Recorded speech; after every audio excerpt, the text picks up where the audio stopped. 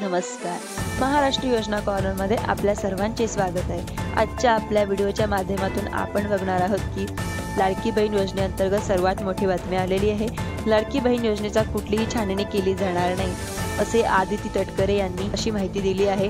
असे लाभार्थ्यांना योग्य पद्धतीने पैसे देताना आम्ही आधीच त्यांची छाननी केल्याचे त्यांनी सांगितलेले आहे. नव्याने छाननी करण्याचा निर्णय सरकारने घेतलेला नाही असा आदिती तटकरे म्हणाल्या. जेव्हा त्या मंत्री होत्या त्यावेळेस या संदर्भात कोणताही निर्णय झाला नव्हता असेही त्यांनी नमूद केले होते.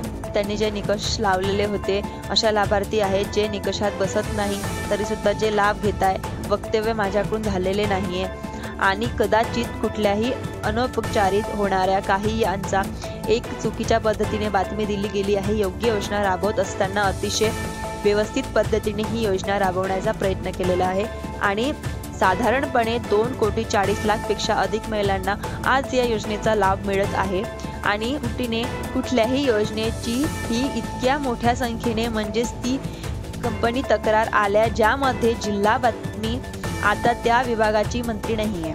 मी त्या वेळेला तत्कालीन यांच्या वेळेस काम केलं आहे. तर कुठल्या अशा पद्धतीने जर तक्रार आलेली असेल तर त्याआधी माझ्याकडे काही माहिती नाही असे आदिती तटकरे यांनी सांगितले. त्यांच्या माहितीमध्ये एखाद्या गोष्टीची छाननी किंवा चाचणी करायला झाली तर ती तक्रारीच्या आधारे करावी लागते आणि कोणी जर तशा पद्धतीने कुठली तक्रार केली अशी आदिती तटकरे यांनी माहिती दिली आहे. अशाच माहितीसाठी माझ्या चॅनलला लाईक, सबस्क्राईब आणि शेअर करायला विसरू नका. धन्यवाद.